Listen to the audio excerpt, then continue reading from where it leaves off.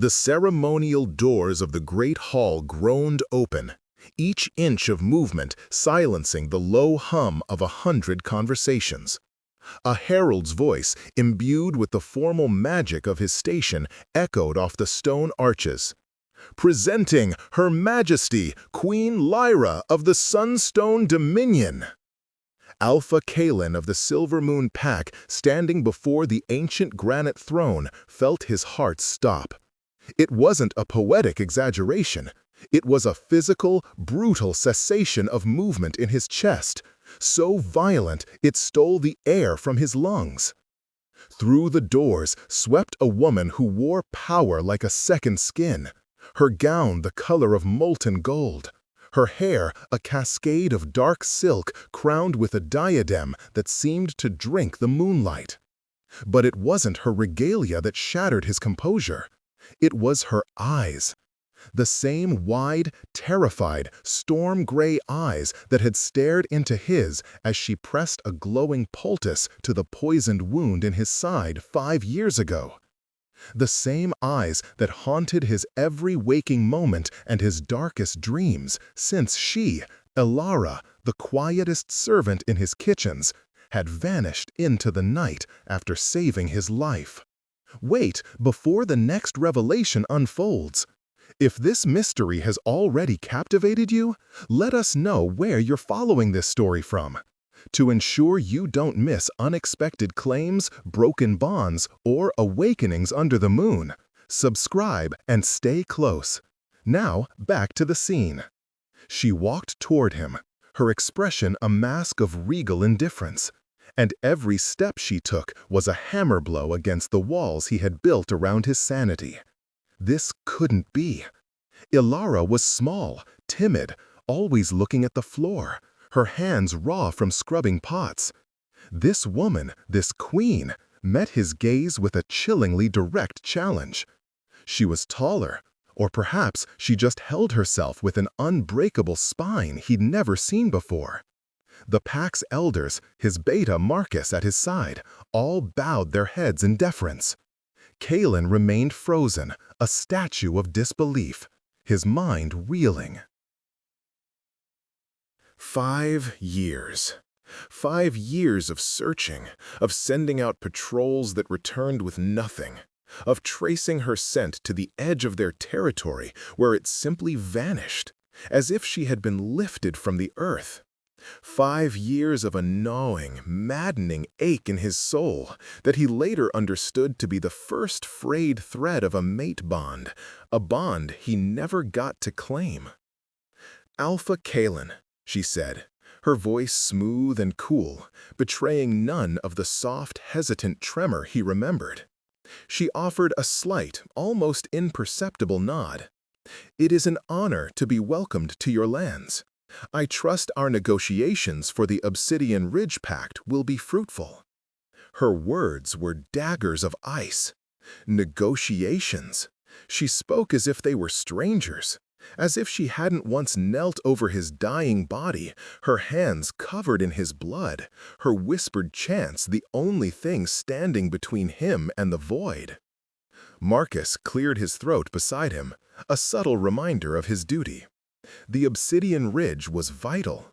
With the rogue factions growing bolder on their eastern borders, an alliance with the formidable, isolationist Sunstone Dominion was not just advantageous, it was necessary for their survival. Kalen forced his limbs to move, to descend the 2 steps from the throne's dais and offer the traditional Alpha's greeting. He took her offered hand, expecting the familiar spark of a fated connection. He felt nothing but the cool, dry skin of a monarch and the faint, professional pressure of her grip. Her scent was wrong, too. It was buried under exotic oils and perfumes, but beneath it all, faint and almost driven to extinction, was the scent he'd never forget: wildflowers and rain. "Queen Lyra," he managed to say, his voice a low growl he barely recognized as his own. "The honor is all ours. Silver Moon territory is open to you and your delegation."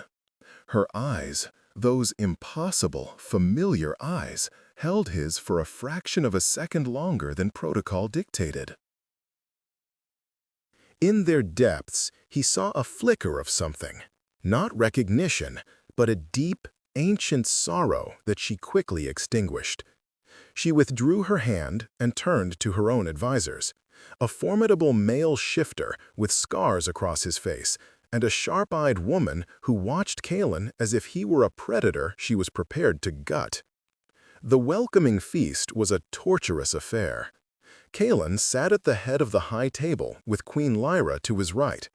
He watched her every move, searching for a ghost. He saw it in the way she held her silver goblet, her little finger slightly extended, just as Alara used to do with her chipped ceramic mug of broth. He saw it in the almost imperceptible way she tensed when a servant dropped a platter with a loud crash. Alara had always been terrified of making mistakes, of drawing the ire of the head cook. This queen composed herself in an instant, but he saw it. He wasn't mad. "Your lands are wilder than I imagined," she commented, her gaze sweeping over the great hall with its raw timber beams and flickering torchlight. A calculated barb. The Sunstone Dominion was known for its polished marble cities and manicured gardens. "We prefer strength over ornamentation," Kalen countered, his wolf stirring under his skin, offended by the slight. "Our beauty is in our resilience." "A resilience that has been tested recently, I hear," she said, her tone still infuriatingly placid. He narrowed his eyes. She was referring to the skirmishes with the rogues. How much did she know? "We manage our own affairs." "Of course," she said, taking a delicate sip of wine. "But the Obsidian Ridge borders both our lands. Your affairs have a tendency to spill over. That is why I am here, Alpha Kalen, to build a stronger fence." He leaned closer, pitching his voice so only she could hear. "I know who you are." Her posture didn't change, but he felt a wave of cold fury radiate from her. "You know me as the sovereign of a neighboring power, here to discuss a treaty that will protect thousands of lives. I suggest you focus on that." "I remember a girl with healing hands and fear in her eyes," he pressed, his voice rough with 5 years of pent-up emotion. "I remember moon petal flowers and the scent of rain." For the first time, a crack appeared in her perfect facade. Her knuckles were white where she gripped her goblet. She turned to him, her face a pale, beautiful mask of rage. "You, Alpha, remember a servant, a nobody. If you are suggesting I bear some resemblance to a girl who once scrubbed your floors, I would advise you to be very careful. Some might find that insulting." "I find it impossible," he shot back. "How did you do it? How did a kitchen maid from Silvermoon become the queen of the Sunstone Dominion?" "I have ruled for 3 years, since the passing of my uncle, King Theron," she stated, her voice clipped and precise, as if reciting a memorized fact. "My lineage is a matter of public record. I was raised and educated in Sunstone Citadel under his direct tutelage." A lie. It had to be a lie, but her delivery was flawless. Doubt began to creep in, a poisonous weed. Was he so desperate to find her, to understand why she left, that he was projecting her face onto a stranger? No. His senses, his very soul, screamed that it was her. The feast ended. Kalen was left with a roaring in his ears and a hollowness in his chest. Marcus followed him to his private study. "What was that, Kalen?" his beta demanded, shutting the heavy oak door. "You were seconds away from causing a diplomatic incident.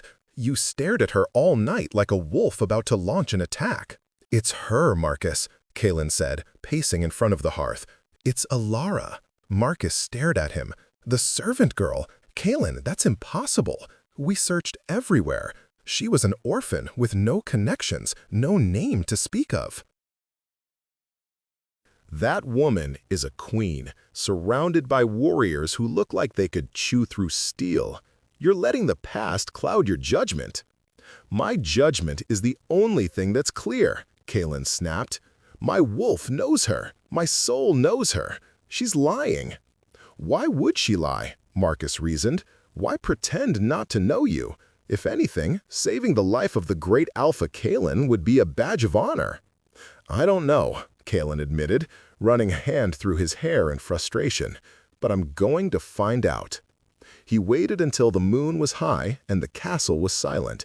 He slipped out of his chambers, a shadow moving through the halls he knew better than his own skin. The Sunstone delegation had been given the entire western wing. Guards were posted, but they were no match for an Alpha on his own territory. He bypassed them, scaling the outer wall and slipping through the balcony doors of the royal suite. The room was lit by a single candle, casting long, dancing shadows. And she was there, not in her royal gown, but in a simple white sleeping shift. Her hair was unbound, tumbling over her shoulders. She was standing by the window, looking out at the moonlit mountains, and in that unguarded moment, she was not Queen Lyra. She was Elara. He could see the vulnerability in the line of her shoulders, the weariness in her stance. He made a sound, a slight scuff of his boot on the stone, and she whirled around. Fear, raw and undiluted, flashed across her face before being replaced by that icy mask of sovereignty. "Alpha," she said, her voice tight, "to what do I owe this unconventional visit? Have you come to further insult my intelligence?" "I've come for the truth," he said, stepping out of the shadows. He kept his hands open, his posture non-threatening, but his presence still filled the room, a palpable force of power and desperation. "Please, Elara, just tell me why." Her chin lifted. "My name is Lyra." "Stop it," he pleaded, his voice cracking. "I know it's you. That night, after you healed me, just before I lost consciousness, I felt it. The snap of a bond. Faint, but it was there. I know you felt it too. Is that why you ran? Did it scare you?" Her composure finally, truly broke. A single tear traced a path down her cheek. She didn't wipe it away. It was a testament to a pain so deep it could no longer be contained. "Scared?" she whispered, her voice thick with a bitterness that stunned him. "You think I was scared of a mate bond?" She took a step closer, and the air crackled with a tension that was more than just political. It was deeply, agonizingly personal. "I wasn't scared of the bond, Kalen. I was scared of you." The accusation hit him like a physical blow. "Me? I would have treasured you. I would have given you everything." She let out a harsh, broken laugh. "Given me everything? You who never once looked me in the eye in the 3 years I served in your house? You whose gaze passed over me as if I were part of the furniture? I was invisible to you, a ghost in your halls. The only time you ever truly saw me was when you were bleeding to death on the floor. And even then, I was just a tool to save your life." He recoiled, the truth of her words searing him. She was right. Before that night, he couldn't have picked her out of a lineup of servants. He remembered a vague impression of a quiet girl, but nothing more. The shame was a physical weight, crushing him. "I was a fool," he admitted, his voice raw, "blind and arrogant. But after that night, I saw. I swear, Elara, I did. Nothing but see you. I searched for you." "You searched for the healer," she corrected him, her voice trembling with restrained fury. "You searched for the mystery. You did not search for the girl you ignored. You can't miss what you never valued in the first place." "That's not true, isn't it?" she challenged, her gray eyes flashing with storms. "What would you have done if I had stayed? Presented a nameless kitchen maid as the Alpha's mate? The pack would have laughed. Your elders would have demanded you set me aside. You would have been forced to choose between your duty and a girl you barely knew. I made the choice for you. I ran so you wouldn't have to break my heart with your rejection." Her pain was a living thing in the room, a specter born of his neglect. He finally understood. She didn't run from the bond, she ran from the power imbalance, from the certainty that she would be crushed by his world. She had saved his life and then sacrificed her own heart to preserve his reign. "You were wrong," he said, his voice thick with regret. "You were so wrong. I would have chosen you. I would have fought my entire pack for you. I would have torn down the world for you." "You say that now," she whispered, turning away from him to face the window again. "But you are an alpha. Your world is your pack. My world had to become something else." He could see the chasm between them now, 5 years wide and a lifetime deep. She wasn't just Alara anymore. She had forged herself into a queen in the fires of her own survival. He was no longer dealing with a timid servant, but a ruler his equal in will, if not in brute strength. "So, the alliance," he said, connecting the pieces. "This isn't just about the rogues. This is about showing me what you've become. This is about power." She turned back, and the candlelight caught the defiant glint in her tear-filled eyes. "The alliance is about protecting my people. But yes, Alpha, this is about power. My power. Something you can't ignore or overlook or dismiss. You will deal with me as an equal, or you will deal with me not at all." He stood there, in the heart of her chambers, feeling the last of his denial crumble into dust. This was his mate. Wounded, proud, and magnificent, he had lost her once through his blindness, and now he had to win back a queen who believed he was unworthy of the servant she used to be. The challenge felt insurmountable, yet his wolf settled within him, resolute. The hunt was over. The courtship had just begun. The next morning, the negotiations began in earnest. The air in the council chamber was thick with tension. Ilara, he refused to think of her as Lyra, even in his own mind, was a completely different person from the vulnerable woman in his chambers last night. Seated across the great oak table, she was every inch the queen, sharp, analytical, and utterly ruthless in her demands. She dismantled his initial proposals with surgical precision, pointing out weaknesses he hadn't even considered. Her chief advisor, the scarred warrior named Grigor, backed her at every turn with grim-faced stoicism. "Your pack's control over the northern pass is tenuous," she stated, tapping a slender finger on a map. "You've had 3 rogue incursions in as many months. Sunstone cannot commit its forces to a pact when its primary access route is so poorly secured." One of Kaelin's elders, a grizzled wolf named Alaric, bristled. "The pass is secure, Your Majesty. Our warriors are the finest in the region." "Your warriors are brave," she corrected smoothly, without looking up from the map. "They are not, however, clairvoyant. The rogues use the old mining tunnels that run beneath the pass. They surface behind your patrols, strike, and vanish before reinforcements can arrive.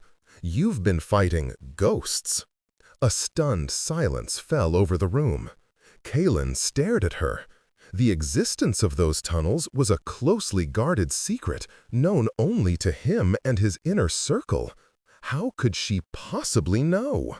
He saw the faint, triumphant smirk on her lips and understood. This was another power play.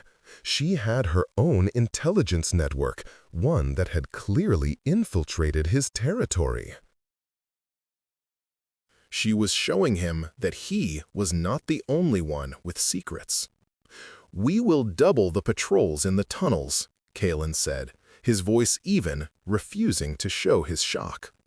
"A temporary measure," she dismissed. "What I propose is a joint command. Sunstone engineers will help you collapse the non-essential tunnels and fortify the main shafts.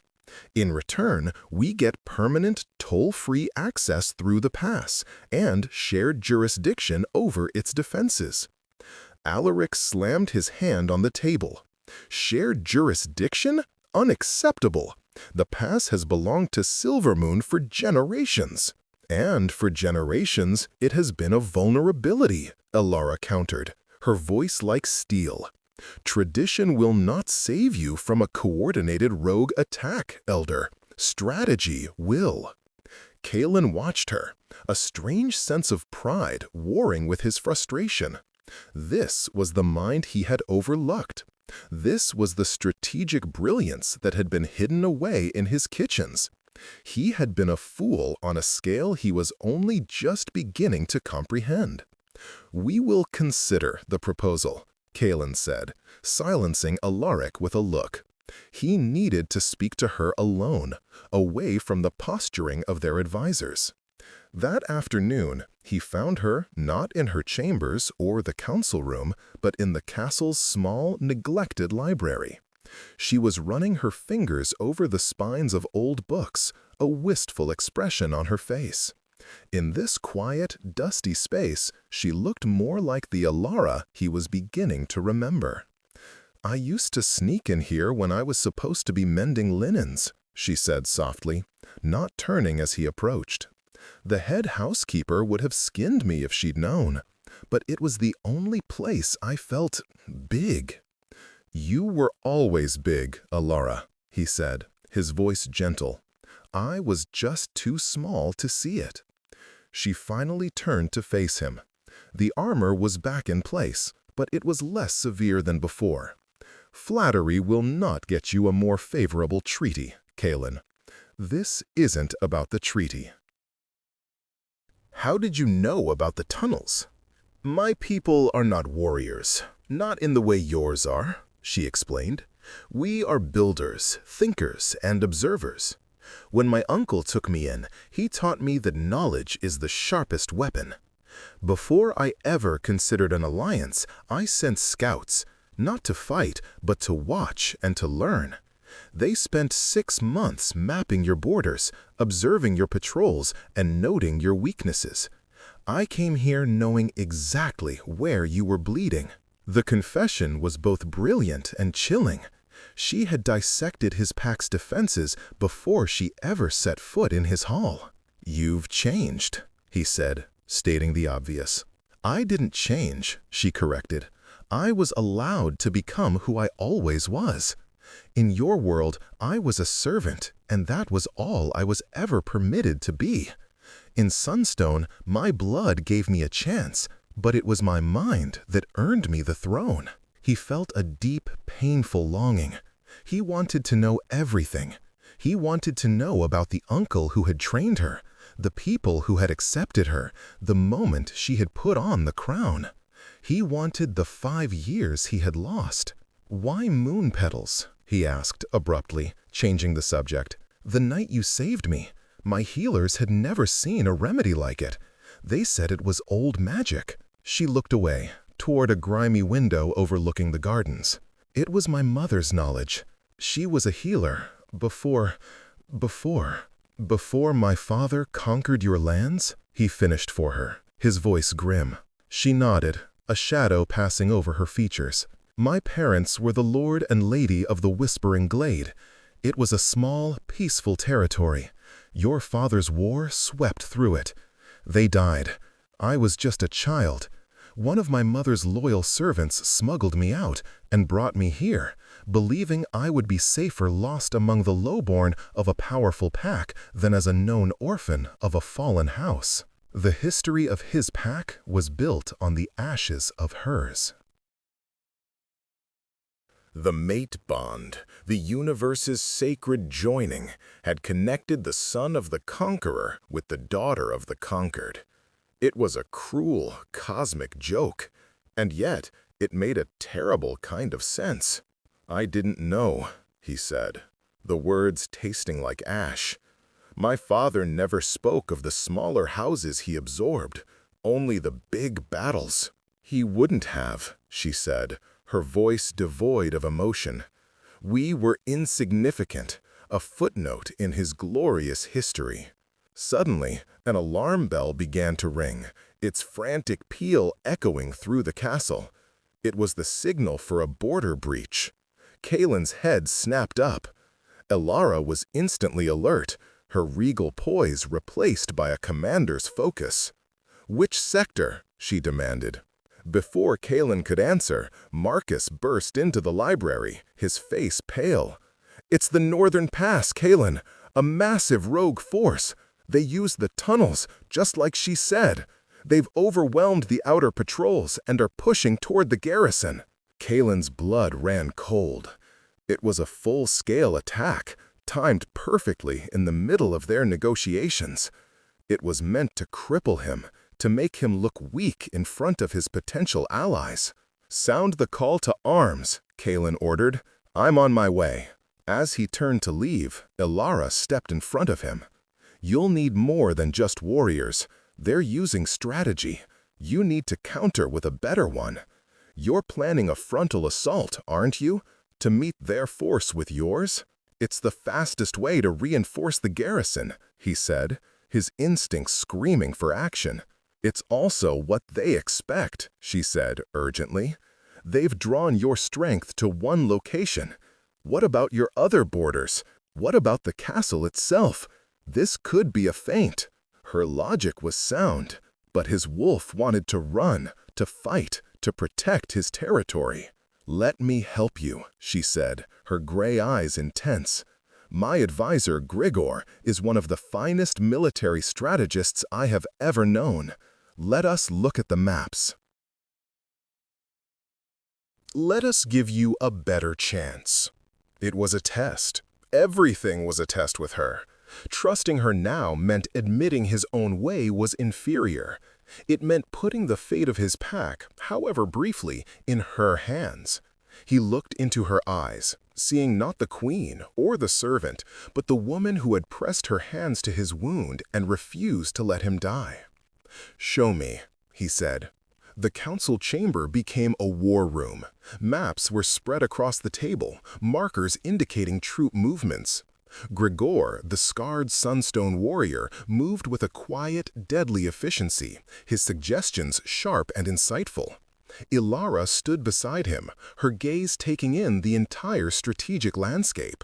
"They've committed 2/3 of their known force to the pass," Grigor noted, his voice a low rumble. "As the queen suspected, it is too much for a simple raid. They intend to take the garrison and hold it." "Why?" Kaelin's elder, Alaric, demanded. "It's a fortress. They can't hold it for long." "They don't need to hold it for long," Elara said, her finger tracing a line on the map that led from the pass directly toward the Sunstone Dominion. "They need to hold it long enough to make it appear that Silvermoon has lost control of its most vital strategic asset.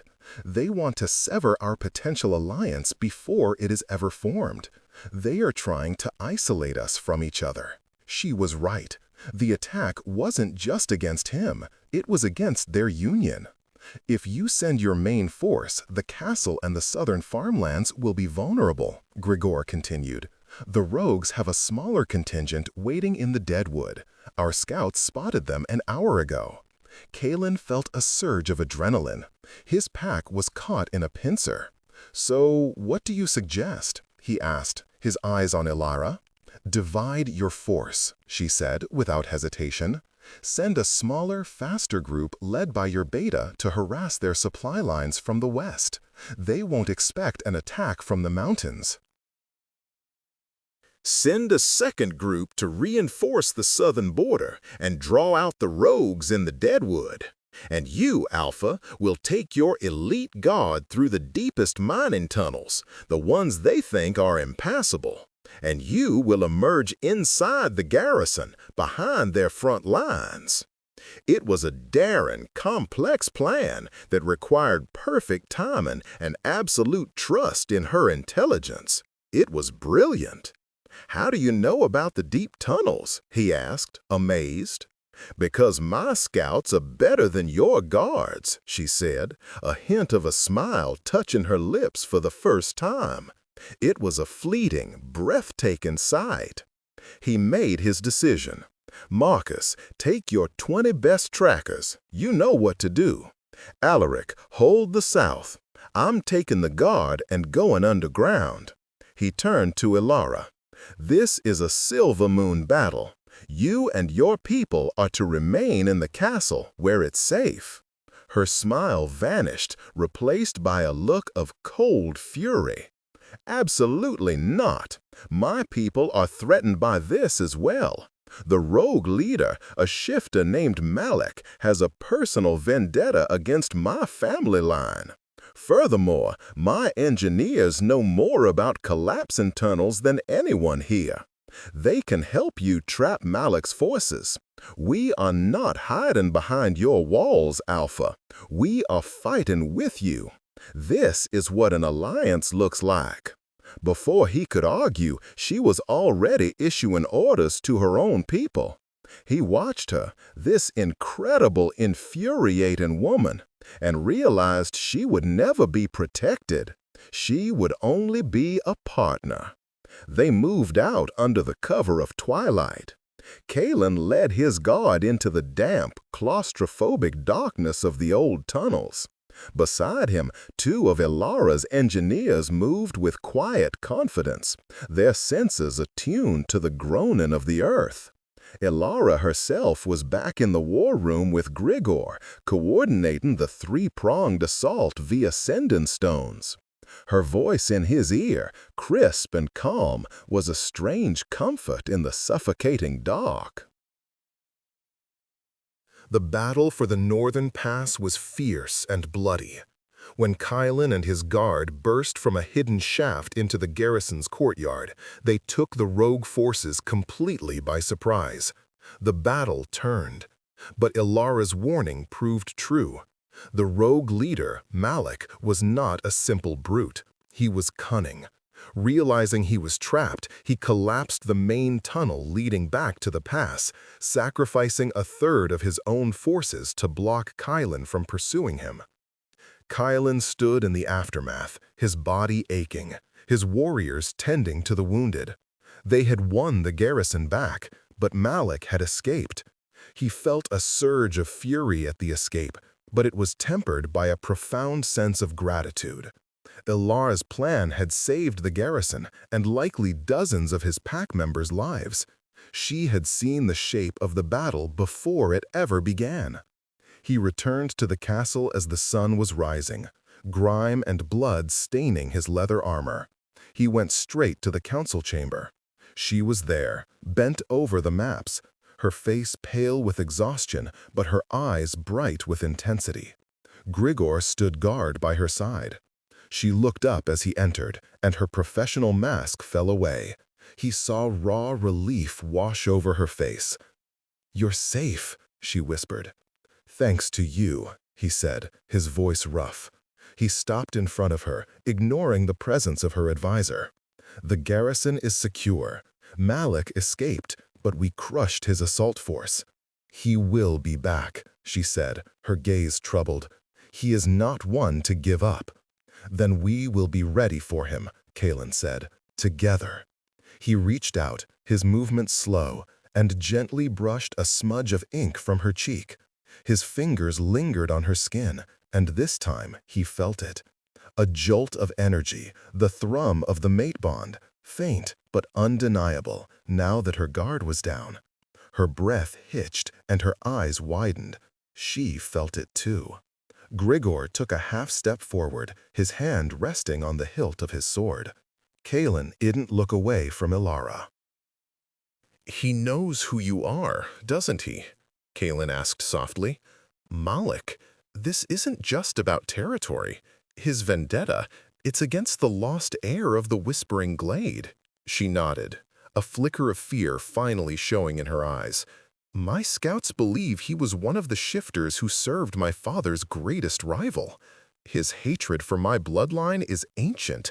He sees my return as a threat to his ambition. He wants to absorb all the smaller territories and build an empire. I am the one person with a legitimate claim that could rally the border clans against him. So he poisoned me 5 years ago to destabilize my pack. Kalen murmured, the pieces clicking into place. And now he attacks us both to prevent an alliance. He's been playing a long game. And we have been his pawns, she finished. In that moment, they were not Alpha and Queen. They were not Conqueror's son and Fallen Lord's daughter. They were two people being hunted by the same enemy, bound by a history that was as tragic as it was undeniable. No more, Kalen vowed, his voice a low, fierce promise. He wanted to keep us apart. Instead, he has just given us a common cause. He has just shown me exactly how much I need you. Her lips parted, but no words came out. The air between them was thick with unspoken confessions, with the weight of 5 lost years and the fragile, terrifying hope. He could see the war within her, the queen's caution against the woman's longing. He wouldn't push her, not yet. He had to earn the right to stand by her. He had to prove he was not the blind alpha she had fled, but the mate who would see her, fight for her, and, if necessary, die for her. The aftermath of the battle settled over the castle, a pall of exhaustion and grim purpose. The alliance was no longer a matter of debate. It was a reality forged in shared combat. Joint patrols were established, strategies were refined, and the Silvermoon and Sunstone Wolves began to operate as a single unit. But for Kalen, the true battle was being waged in the quiet moments, in the space between him and Alara. He sought to undo the damage of his past neglect with a quiet, relentless patience. He brought her tea in the library, remembering from some deep buried observation that she preferred chamomile to the bitter black tea everyone else drank. He saw the flicker of surprise in her eyes before she masked it. He asked her about Sunstone, not about its military strength, but about its people, its customs, the way the light hit the marble spires at dawn. He listened, truly listened, as she spoke of the home she had built for herself. One evening, he found her in the armory, running a hand over the cool steel of a sword. "I never learned to use one of these," she said quietly. "My uncle insisted my mind was the only weapon I needed. Grigor, on the other hand, believes a queen who cannot defend her own life is a liability." "He's wise," Kalen said, picking up a practice blade. "But a sword is an extension of the body. Your mind still has to guide it." He held it out to her. She hesitated, then took the blunted sword. It was heavy in her hands. He stood behind her, his presence a warm, solid wall at her back. He placed his hands over hers on the hilt, his chest brushing her shoulders. He felt her stiffen, a sharp intake of breath. "Relax your grip," he murmured, his voice close to her ear. "You'll tire yourself out. Feel its balance." He guided her through the basic stances, his body moving with hers, a slow, deliberate dance. Her scent, the true one of wildflowers and rain, rose to meet him, intoxicating and achingly familiar. He fought to keep his focus on the lesson, to keep his touch instructional and respectful, but his wolf was clawing at the inside of his skin, wanting to turn, to pull her into his arms, to finally claim the mate he had almost lost. She was a natural. Her movements were fluid and precise, her analytical mind instantly grasping the geometry of the forms. After an hour, she was moving through the sequences on her own, a flush on her cheeks and a look of fierce concentration in her eyes. "You learn quickly," he said, his voice hoarse. She stopped, breathing heavily, and turned to him. "I had a good teacher." Their eyes met, and the air in the armory grew thick and heavy. The space between them shrank until only a breath separated them. He could see the pulse beating in the hollow of her throat. He lifted a hand, intending to cup her face, to finally bridge the gap, but she took a step back, breaking the spell. "It is late," she said, her voice strained. "The patrols will be reporting in soon." She placed the practice sword back on the rack and swept out of the room, leaving him alone with the scent of her and the pounding of his own heart. He had been dismissed, but he wasn't discouraged. He had seen the longing in her eyes, the same desperate pull that was tearing him apart. She was still afraid. She was still protecting her heart from the man who had never seen it was there for the taking. The breaking point came a few days later. An urgent message arrived from one of their joint scouting parties. They had found Malek's primary encampment hidden deep within a network of canyons in the disputed territories. But there was more. Malek had captured a group of farmers from the Silvermoon Southern Territories, men, women, and children, and was holding them hostage. The news ripped through Kalen like a claw. They were his people, under his protection. "He's using them as a shield," Kalen snarled, slamming his fist on the war room table. "He knows we're hunting him, and he's daring us to attack." "It's a trap," Ilara said instantly, her face pale. "The canyon is a bottleneck. He'll have archers on the ridges. Any rescue attempt will be a slaughter." "We can't just leave them there," Elder Alaric protested, his face florid with outrage. "We won't," she said, her voice firm. But her eyes were on Kalen. This was his territory, his people. The final decision was his, and she knew it. It was another test. Would he let his alpha rage lead him into a massacre, or would he trust her to find another way? "What do you see?" he asked her, his voice low, ignoring the shocked looks from his own elders. He was publicly deferring to her strategic mind, placing his trust in her over his own counsel. It was a monumental political statement. She looked at him, a flicker of surprise and something else, something warm and vulnerable in her gaze. She turned back to the map. "We cannot go through the canyon, but we can go over it." She pointed to the highest, most treacherous peak on the map. "Dragon's Tooth. Your people believe it's unclimbable, but my scouts found a path, a goat trail barely wide enough for a single shifter. It will lead us to the cliffs directly above the encampment. We can descend on ropes under the cover of darkness." "It's too risky," Alaric argued. "A storm could blow them right off the mountain." "It is less risky than walking into a valley of arrows," Grigor countered, his loyalty to his queen absolute. Kalen looked at the map, then at Ilara.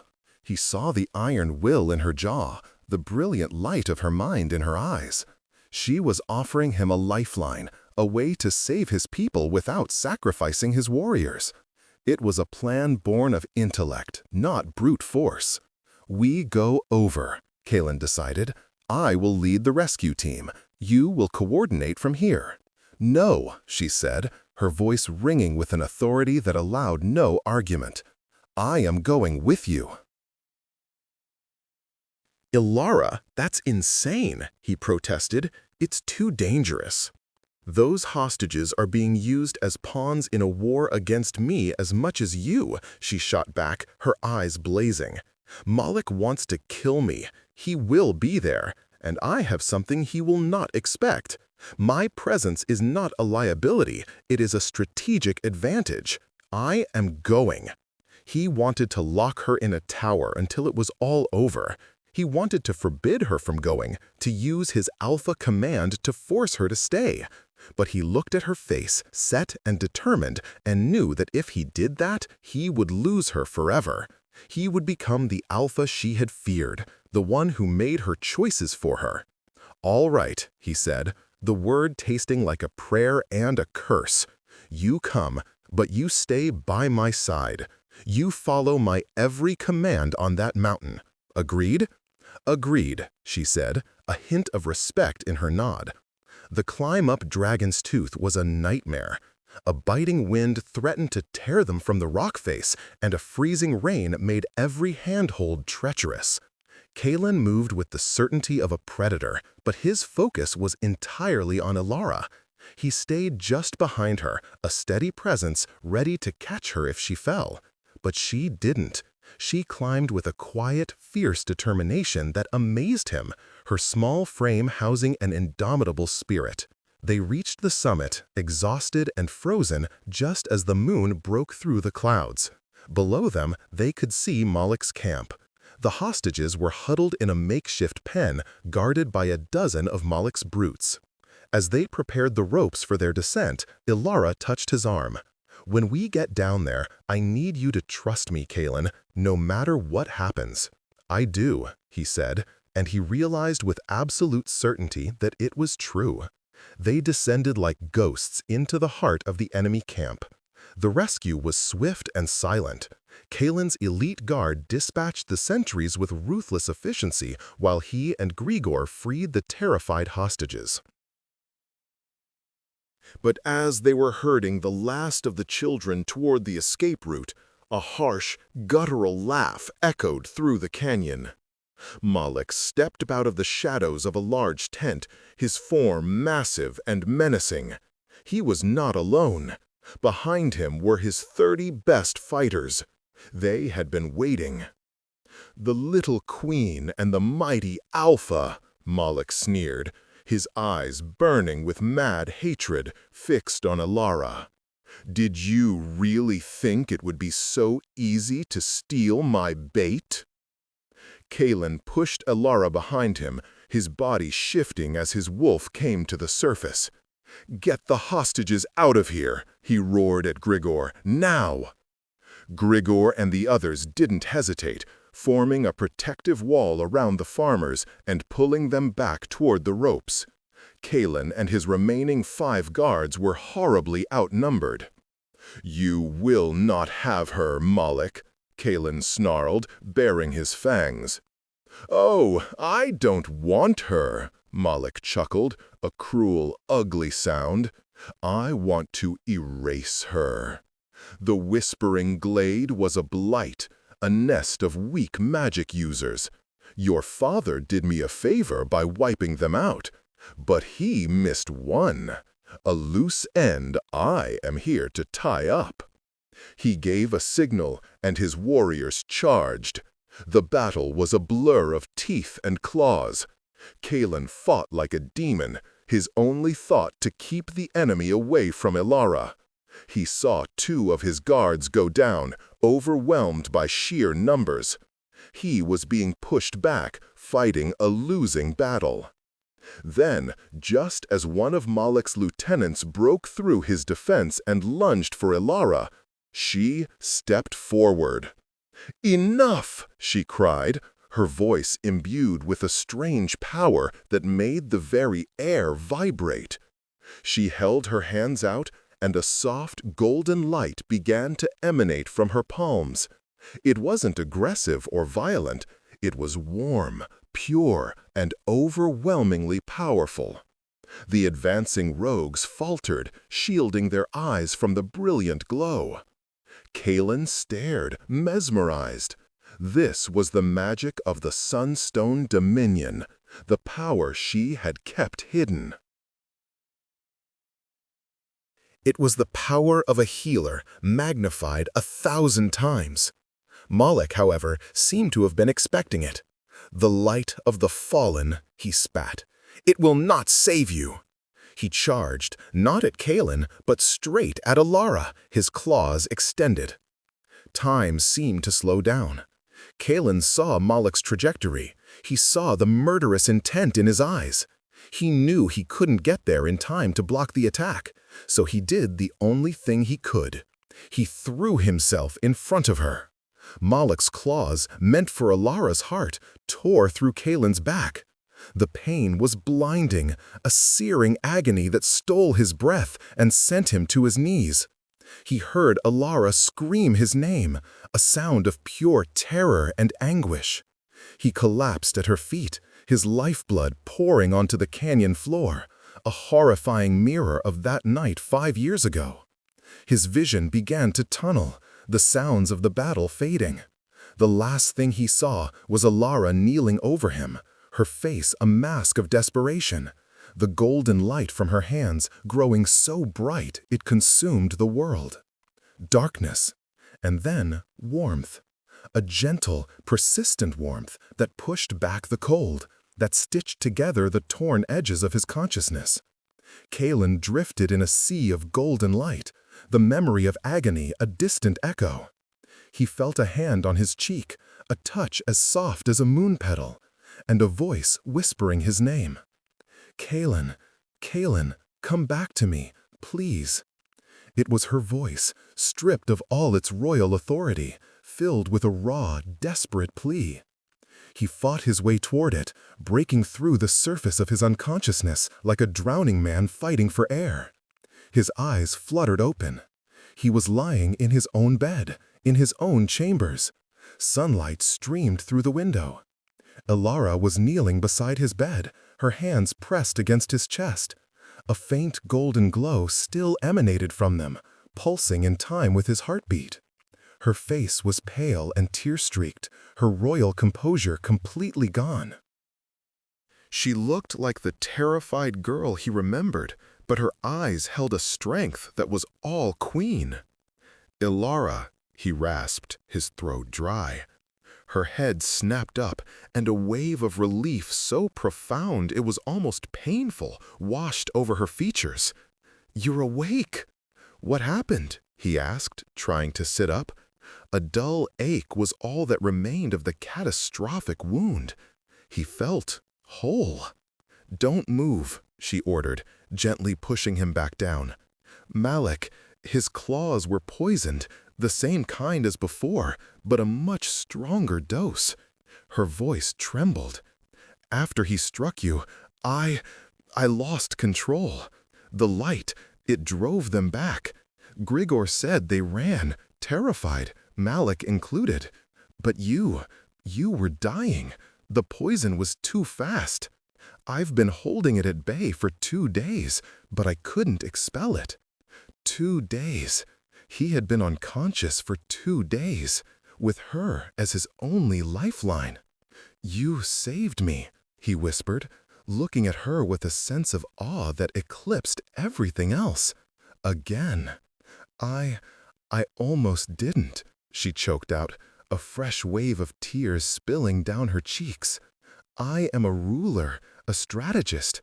My magic is meant to nurture and build, not for battlefield healing. I wasn't strong enough." "You were strong enough," he said, reaching up to cup her face. This time she didn't pull away. She leaned into his touch, her body trembling. Her gaze fell to his chest, where her hands still rested. "To fully heal you, to push out the last of the poison, I had to fully accept the bond between us. I had to open my soul to yours completely, to let our life forces merge. It was the only way to channel enough power." He stared at her, his heart hammering against his ribs. The bond, the final, unbreakable link. She had done it. She had chosen him, not just as an ally, but as a mate.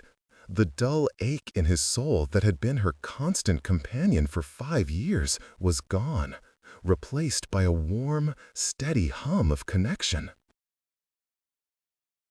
He could feel her exhaustion, her fear, and her overwhelming love. "So you felt it," he said softly.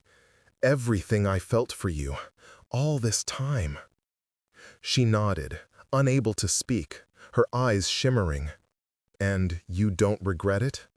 "Regret it," she finally whispered, a broken, beautiful smile touching her lips. "Kalen, when you threw yourself in front of me, you mirrored my own deepest instinct, to protect. But I ran from that instinct 5 years ago. You ran toward it. In that moment, you weren't the alpha who was blind. You were the mate who could see." He pulled her hand from his chest and brought it to his lips, kissing her knuckles. "I am so sorry, Elara, for my pride, for my ignorance, for every day you felt unseen." "And I am sorry," she returned, her voice growing stronger, "for not trusting you, for not believing you could be the male you are today." He pulled her gently onto the bed, and she came without resistance, curling up beside him. He wrapped his arms around her, holding her as if she were the most precious thing in the universe. She rested her head on his chest, right over his newly healed heart, and for a long time they just lay there, breathing each other in, the Alpha and the Queen, the conqueror's son and the lost heir. All those titles fell away, leaving only two halves of a soul, finally reunited. A week later, Kalen stood before his entire pack in the Great Hall. He was still recovering, but his strength was returning with every hour. Elara stood beside him, her hand in his. She was not dressed as a visiting queen, but in the deep silver and gray of the Silver Moon pack. "My people," Kalen began, his voice ringing with power and conviction. "For 5 years, a shadow has lingered over our pack, the mystery of my survival and the disappearance of my savior. Today, that shadow is gone." He told them everything. He spoke of Elara, daughter of the fallen house of Whispering Glade. He spoke of her selfless act in saving his life and of his own blindness that had caused her to flee. He spoke of her rise to power, of her strength and intelligence that had saved them all from Malek's trap. He did not soften his own faults or embellish her glory. He simply told the truth. "She is the lost daughter of a land our ancestors conquered," he declared, his voice rising. "But she is also the queen who forged an alliance with us, the strategist who defended us, and the healer who saved your Alpha's life not once, but twice. The Great Spirit works in ways we cannot always understand. It has bound my soul to hers. She is my fated mate." He paused, letting the words settle over the stunned crowd. Then he turned to Elara, his eyes full of love and reverence.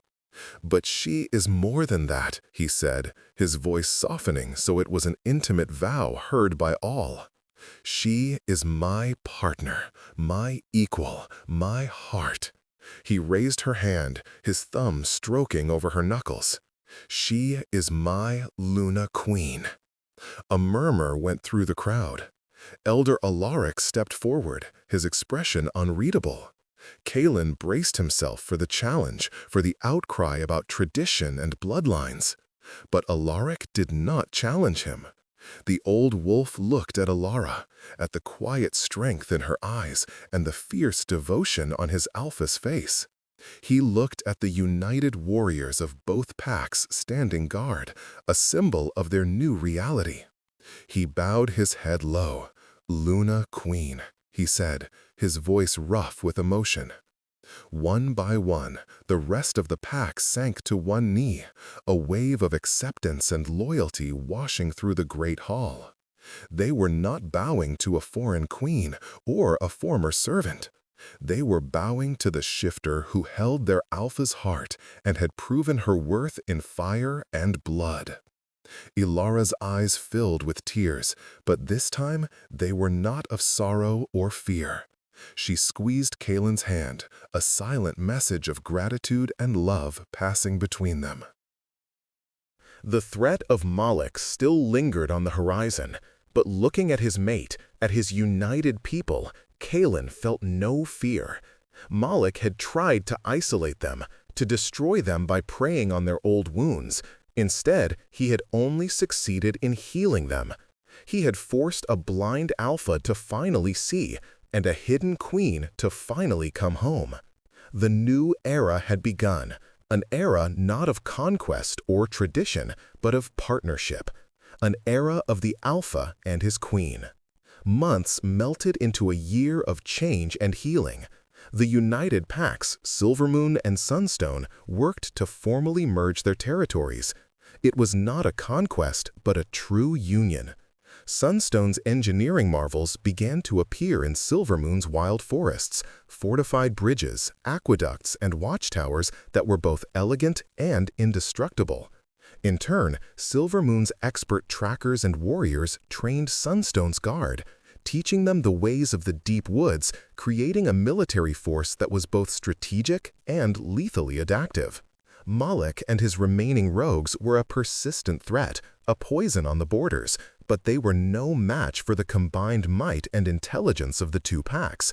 They were pushed back, their skirmishes becoming more desperate and less effective, until they were little more than a nuisance, a pack of rabid wolves snapping at the heels of a great bear. The final confrontation was inevitable, but it no longer felt like a looming catastrophe. It felt like the last chapter of an old story, and Kaelin and Elara were already writing a new book. Their partnership extended from the war room to the throne room. Where Kaelin was decisive and instinctive, Elara was contemplative and methodical. He taught her the heart of the wolf, the fierce loyalty and primal connection to the land. She taught him the mind of a ruler, the patience for diplomacy, and the wisdom of looking 5 steps ahead. They argued, they challenged each other, but they always listened. Their bond a silent moderator that turned every disagreement into a stronger solution. One evening, Kaelin found Elara standing on the same balcony where he had confronted her on that first night. The moon was full, bathing the mountains in a soft, ethereal light. She was not wearing a crown or a formal gown, but a simple tunic in the silver moon style. She looked peaceful, her past and present finally reconciled. He came up behind her, wrapping his arms around her waist and pulling her back against his chest. She leaned into his embrace with a soft sigh of contentment. "Do you ever miss it?" he asked quietly. "The marble halls, the life you built there?" She was silent for a moment, watching the moonlight play on the leaves of the forest below. "I miss my uncle," she said softly. "I miss the quiet of the Sunstone libraries, but that was a life I built out of necessity. It was a beautiful, strong fortress I constructed to protect a wounded girl. This," she said, placing her hand over his on her stomach, "this is a home." He tightened his arms around her, burying his face in her hair, breathing in her scent of wildflowers and rain. The last traces of his old guilt had finally faded, replaced by a profound, boundless gratitude. He had not destroyed her past. He had simply become her future. "I was thinking about the Whispering Glade," he said. "The land is still empty, fertile. We could rebuild. We could restore your family's home, make it a sanctuary for healers, a place of learning, dedicated to your mother." She turned in his arms, her gray eyes luminous in the moonlight. He saw the depth of her love for him in that single look, and it still, after all this time, took his breath away. "Our home is here, Kaelin," she whispered, her hand coming up to cup his jaw. "But I love the idea of building a new future on the foundations of the past, a place of healing, not of sorrow." He leaned down and kissed her, a slow, deep kiss filled with the quiet certainty of a lifetime of shared dawns and moons. It was a kiss that held the memory of pain and the promise of peace. It was the kiss of a mate who had found his other half, of an alpha who had found his queen. They stood together on the balcony, looking out at the vast, wild territory that was now theirs to protect. It was a kingdom forged not by conquest, but by forgiveness, trust, and a love that had been strong enough to survive years of silence and bridge the chasm between two worlds. The quiet servant was gone, as was the blind alpha. In their place stood a king and queen, mates, partners, looking out at the new world they would build together, their shadows stretching long under the light of the silver moon.